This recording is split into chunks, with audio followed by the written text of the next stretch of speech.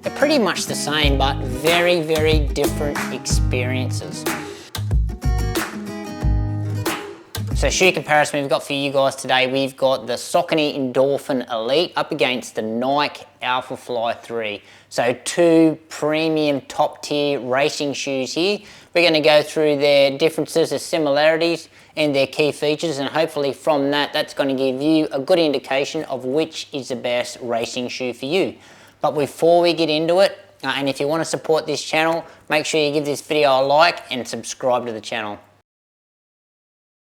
Right, and in our quick specs here, so what you're going to notice here is the stats pretty much marry up to each other, so they're very, very even. So price is pretty similar, stack height's pretty similar, and their drop is pretty similar. However, these two shoes probably couldn't be any more different feeling on the foot, and especially in their performance. And in our upper, so with the Endorphin Elite, so the material that they're using in this one, it's an engineered mesh, and it's very reminiscent of fly screen. So what you're going to find on your screen at home, it feels like that. It's got the same sort of consistency, and obviously very, very breathable. Now, also in the upper here, they've got a pretty reinforced toe cap here, and that spreads right around to the outside of the foot, but I'll go into that later. It's a bit of a space age design here in the Elite, so holes and straps and stuff going on all over the place. There is absolutely no structure in the heel counter. It is just a flap of material there. Now what they do have though in the heel area, they've just got this heel strap that goes around, and that's designed to give that heel just a little bit of structure and help with that lockdown. But lockdown wise, so this shoe, obviously it is a little bit fiddly to get the lockdown right, just because there's a little bit too much going on with it. So it's a race day shoe, so padding is always to a minimum in these race day shoes. The only bit of padding we've got on the Elite is just this nice little memory foam pad that's on the back. But as I said before, lockdown could be better. Now the tongue, it looks like it's been shot many times with the shotgun. It's just full of holes. It's a nice feeling material, so it's like this felt, and it is a gusseted tongue. However, the gusset still makes this tongue quite fiddly to get nice and flat on the foot. So you've got to muck around with this shoe just a little bit just to get it fitting right. Now what I mentioned before about this this reinforcement here around in the toe cap, so fit is true to size. However, on the width wise, it feels wide enough. However, my little toe rests up against this part here, and that just rests on it enough just to cause irritation on my little toe. Now with the Alphafly 3, so material they use in this one is Atom Knit 3.0. That's just the third version of the Atom Knit that they use in all their Alphaflys. But if you're familiar with the material that they use, same sort of thing. It's very light, very airy, so breathability obviously excellent. Now this is a booty design shoe, so what I mean by that is it's all one piece. There's not a separate tongue inside it, it's just all the one piece. So again, we've got a little bit of structure here in the heel counter, well, especially at the bottom, and then it's nice and flexible at the top. We've got a pull tab here, and then a flexible tongue to help you get your foot in the shoe, which is certainly needed. And the tongue though, yeah, it's just a flexible knitted tongue that's sort of incorporated in the shoe. The lockdown in this shoe is excellent. So this shoe absolutely fits me like a glove, and hence the fit for me being true to size. In the width wise, it's probably a little snug, but it's not loose like this one feels. In the comfort department, the Alphafly is exceptional, probably the most comfortable race day shoe that I have ever tried. It's not too bad in the Elite, but certainly doesn't have the comfort levels of the Alphafly 3. And in our midsoles here, so the Elite, they are using the Power Run HG, so that is their higher grade Power Run. And when you initially feel this foam, it's got a really high rebound to it, so it really wants to force your hand out really, really fast. So huge stack of that Power Run HG. Obviously within the shoe then they've got a full-length carbon plate. That really makes this shoe very, very rigid. And the geometry, so very aggressive geometry in this shoe. So it's quite flat at the bottom of the shoe there. They've got a little bit of a heel bevel at the back, but at the front, they've got a really late aggressive rocker. So what do I mean by that? That is the tip point of the shoe is right up under the toes. So a lot of shoes have it back here, or some even further back. but this one is really late. So to get the most out of this rocker, you got to get really on top of the toes, and then you really get that tip forward feeling in the shoe. Midsole in the Alphafly, so they use their Zoom X material, so that is their premium race day shoe, and that is probably the market leading foam.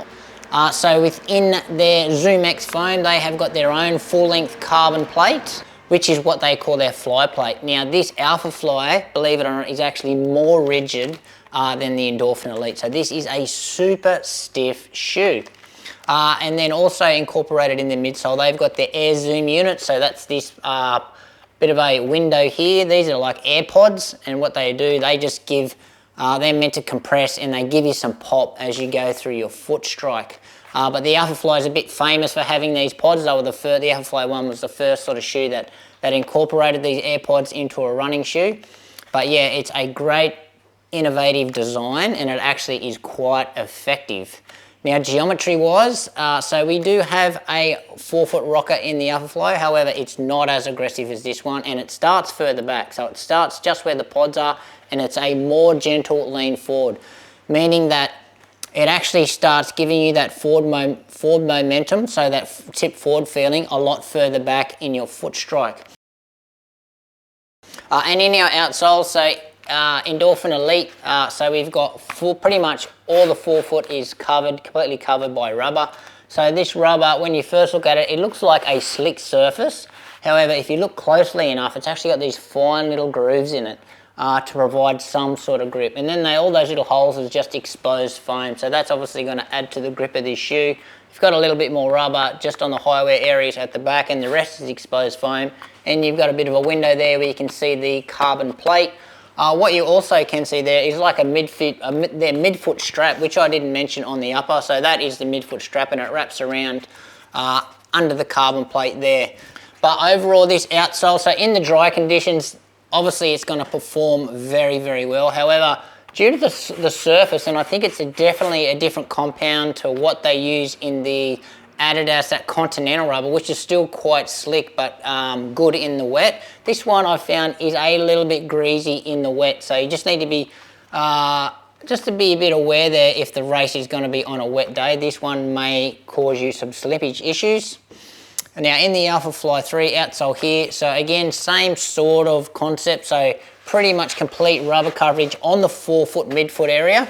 However, they've got a waffle pattern. So Nike like to use these waffle patterns, and this grip is actually quite effective. So good in the dry as always, but it's pretty good in the wet as well. So I haven't had really any slippage issues in this shoe so far.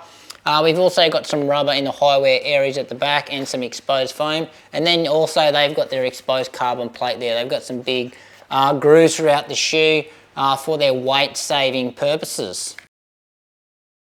And in our rides of the shoe, so the Endorphin Elite, so the first word that comes to mind is responsive. So this PowerRun HG foam is super responsive.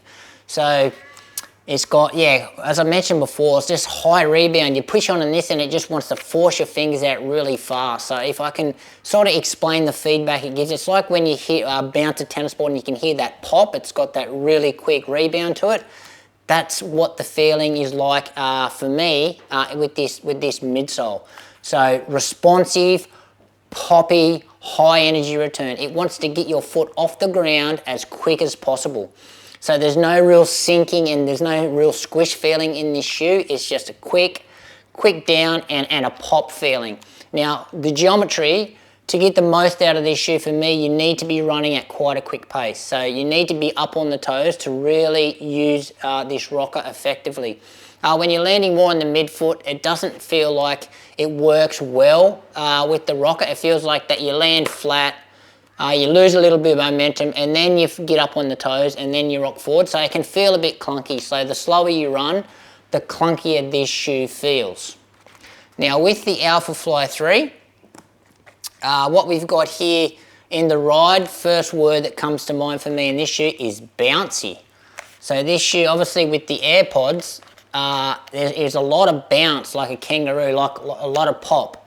The midsole foam is certainly soft. It's not overly squishy, but it's very soft and it has got a lot of energy return. However, you sink down in the Zoom X a lot more than what you do in this Power Run HG.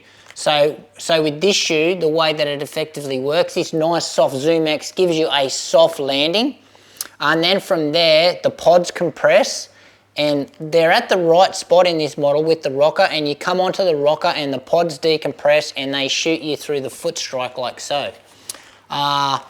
So this nice gentle geometry works better at all paces. So this feels fine to jog around in. It feels really nice at marathon pace, and it's because it shares, I think, the same geometry with the Vaporfly 3, it's very suitable to running really fast in as well. So I feel super fast in this shoe. So very versatile feeling shoe in the ride here. Right, best shoes for both these shoes. So in the Elite, if you haven't picked it up before, I probably think, for me, it's definitely not a marathon racing shoe for me because it feels clunky for me at that pace. I don't think the geometry works for me. So for me, this shoe is best suited to half marathon, probably down to a 5K race.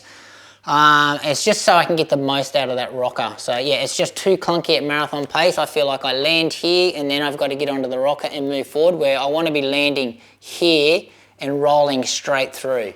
So best use for this one, for me, half marathon up to 5K. This is a really fast, snappy shoe. And obviously in the Alphafly, its best use is exactly what it's designed for, marathon racing. Really feels great at that marathon pace. You can just lock into the pace here, set and forget. It feels quite natural, it feels nice, it feels bouncy, it feels poppy. But yeah, the marathon pace for me is good to go. But again, very versatile, still feels great going full speed. So for me, my full speed is pretty much like 5K, 3K. This shoe feels amazing at that. And then just when you're gassed and you just want to jog, and you can do your cool down in this shoe as well, because it just feels good to jog in. So much more versatile, much more runner friendly shoe than this one. Right, so just to wrap it all up, so quick specs or specs on these shoes, they're pretty much the same, but very, very different experiences. So what you're going to get in the Endorphin Elite, you're going to get a responsive, snappy, firm, and it's a very stable ride. You need to be, for a runner to get the most out of this, I think you really need to be up on the forefoot to get the most out of the geometry of this shoe. I still think it's a little clunky at them slower paces, so it's going to take a certain type of runner, hence the name Elite. So I think the faster runners, or those Elite standard runners, are really going to get the most out of this shoe. The Alphafly 3, so what you're going to get here, it's a much more versatile shoe. It's a more of a runner friendly shoe, so it's softer, for me, far more comfortable, and it's just better at most paces. So, and the fit for me is absolutely excellent. So what do you value in your shoe? Do you want something super fast, super snappy, super stable? Go the Elite. If you want something that's nice and soft, take the pounding off the legs. You get a little bit of pop of these air pads and a nice gentle roll forward, not a aggressive roll forward, then the Alphafly 3 could be for you. So anyway, guys, interested to hear your thoughts on my shoe comparison with these two shoes. If you've got any questions regarding these two shoes, please drop them in the comments below. Just let me know if I've missed anything. And also, if you've got any experiences in both of these shoes, feel free to share them in the comments below as well. So anyway, guys, that is it. Thank you for watching. Don't forget to give this video a like and subscribe to the channel, and we'll see you next time.